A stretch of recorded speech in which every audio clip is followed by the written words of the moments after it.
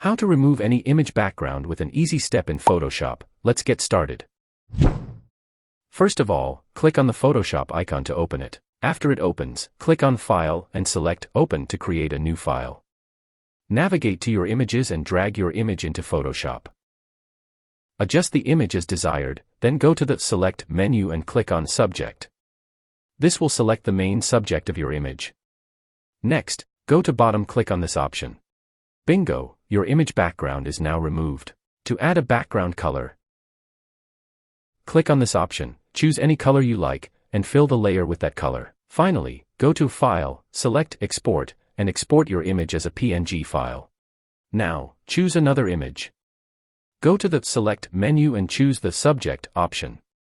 It takes a few seconds, and then it selects your subject. Next, go to the bottom of the Layers panel and click on the Add Layer Mask button. Bingo, your image background is removed. After that, adjust or edit it as desired. That's how you can remove any background. If you like my video, then subscribe to my channel for more Photoshop tricks. See you in the next video.